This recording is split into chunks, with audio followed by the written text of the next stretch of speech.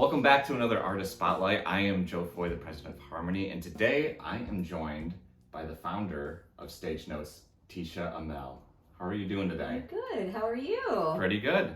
And we're sitting here in your studio. Yes, actually, here we right? are. Yeah, thanks for coming over. Yeah, so Stage Notes. Let's start a little bit there, and then I want to go and dive into your past a little bit, dredge up all the bad stuff. Great, Yeah. perfect. In 15 minutes. Yes, exactly.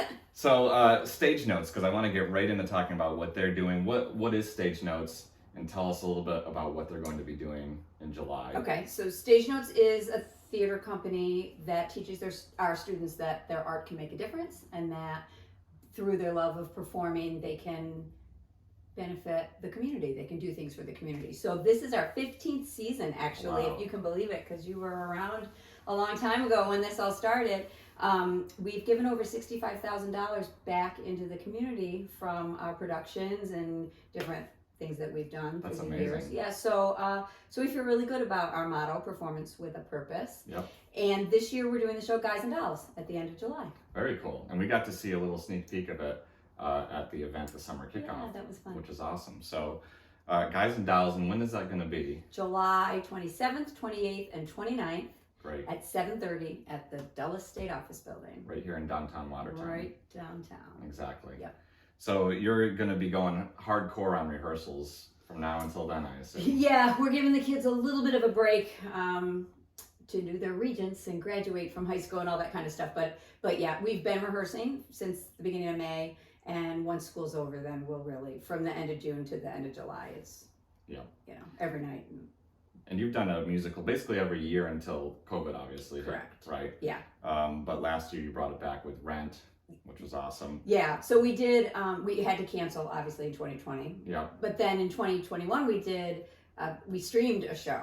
So it was Right. our first virtual show. That's So right. it was different, but at least it was something. Yep. And then last year we returned to the stage with Rent. Yes. And you. Yes, that's right. And you've done a summer with 2 shows. Am I correct? We have. Yes. We have. We've done 2 shows a couple different times, but Okay. in 2019 we lost our minds and we did Pippin in Chicago 2 weeks apart. Okay. And Yeah. I saw Chicago. I didn't see Pippin, but Chicago was great. Didn't feel like they were overwhelmed by Yep. 2 shows. That was a special group of kids. Really, really special. And fate, I think, played an interesting part in that because a lot of those students were juniors that year. And then the reason we did 2 is because we had so many talented kids that we wanted everybody to have a part in something. And so if you had a lead in one, you were the ensemble in the other. Yep. There were so many lessons learned that year, but it was to spread the wealth also. And then that senior class didn't get a show. Right. So it's Okay. just so weird how Yes. things turn out. Yep. So. And you've also been fortunate too to have some of those talented people be part of your family. Well, thank you. Yeah, well, my poor kids don't really have a choice. It's what we do in this house. Right. But they also like sports, right? So they kind of They do. They They do. love sports. Yes. Yeah. they're doing both things a little They're bit. well-rounded. Yes. But no, they're all very talented. Oh, thank you. I want to go back into the past as I was saying. So, where you've grown up around here? Is that correct? You grew up around Yes, here? I grew up and graduated from Watertown High School. Watertown High. Mhm. You went to SUNY Geneseo. I did. Awesome. And how was your time there? Oh, I love Geneseo. Yes. Yay! And what was Yeah. your degree in? Vocal performance. Awesome. Yeah. And then did you come back here directly after school, or? I did. Okay. I did. There's a sordid story that we're not going to get into. So when I graduated from high school, I went to Potsdam, to Crane for music ed, but I wasn't ready. I was young and I wasn't ready. And I came home and I went to JCC, and then I said, oh, what do I do? And I finally went back to Geneseo. So I was a little tiny bit older than most people when I got my bachelor's. But I did come back here. I was thinking about going and doing summer stock and pursuing a professional career. I mean, it was definitely one of the things I wanted to do. But I came home and started my studio right in the fall of '98, and immediately knew that what I wanted to do was be a mentor for students and help them on that path that I chose not to take. Awesome. Yeah, so I live vicariously through my students. Yes, that makes sense. and my children. Perfect. So when you did start the studio and everything, was there any inspiration behind the fact that you wanted to do this, to create Stage Notes? No, it wasn't until, I don't know, that was 98 and we started Stage Notes in 2009. So somewhere in the early 2000s, I had fabulous students, you know, and I was young and they were young and it was just a lot of fun. But I felt like I couldn't teach them everything. I could teach them how to sing a song and stand and sing a song, but I didn't have anything to teach them about theater. You know, I really didn't have that opportunity.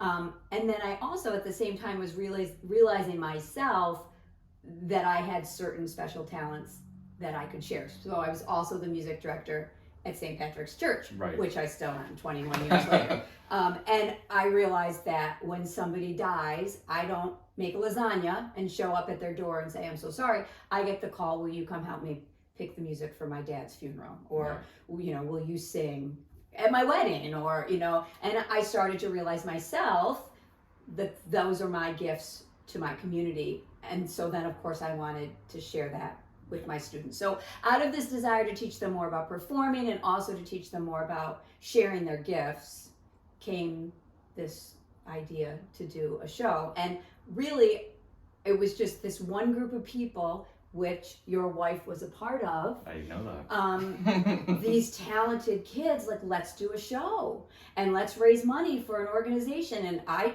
kind of thought it might just be a one-year thing, and here we are 15 years later. Yeah, so you kind of fell in love with it in the process.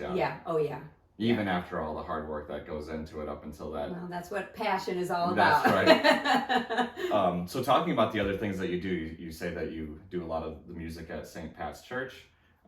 You also have done a lot with Watertown Lyric Theater, is that correct? Yes. Yep. And most recently, you helped out with their, what do we call it?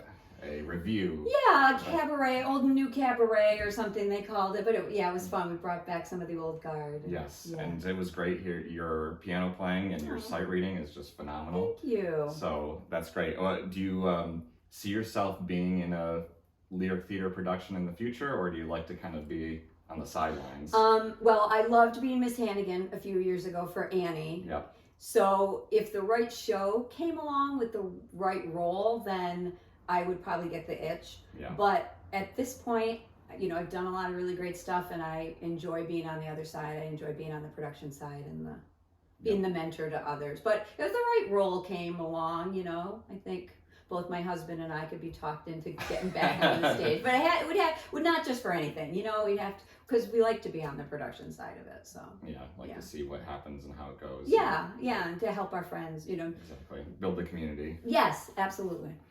What are some things that I might have missed that you do in the community? Is there anything that I missed?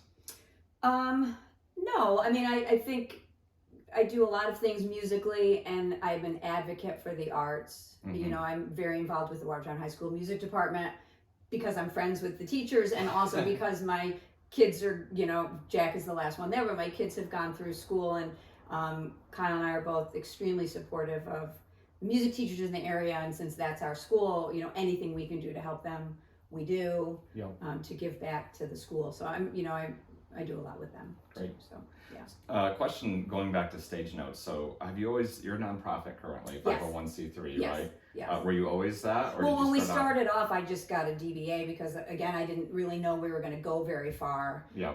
And then, so we did Once on This Island, then we did Grease. And Grease was crazy successful, and it was after Grease that we all sat around and said, we gotta become a not-for-profit. Like, this is getting bigger than we expected, and you know, we gotta do this right. And so that's when we started the process of becoming a not-for-profit. Right. So now you have a board that helps out. Yes, we have an all-volunteer board. Yep. And I'm the artistic director. Yep. Very cool. Yep. So you have all these students and everything, right? That you see. What kind of advice do you maybe not your students, but to people who are looking to start being a performer of sorts, singing, performing, whatever, do you have any advice that you would give them? Well, you have to work at it. You have to work, you have to practice, you have to put in the time. Yeah. Natural talent is great, it's wonderful, but it's not enough. You know, so if you really want to do this professionally, you have to put in the time. Yep. But also you have to be a good person. And what we always say to our students is be the person that you would want to work with. Talent will get you in the room, but your character will keep you in the room. I like that a lot. You know, Yeah.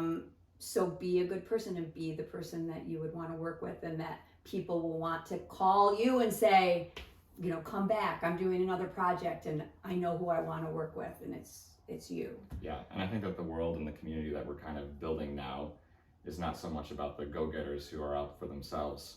It's more about the community and the people who kind of are only out for themselves are getting pushed aside a little more Yes. these days. Yes, absolutely. Yeah, and competition doesn't have to exist. Yeah. It does Friendly. everywhere, but friendly Right. competition is healthy, but teamwork and you know, working together to achieve a common goal is much more rewarding. Yes.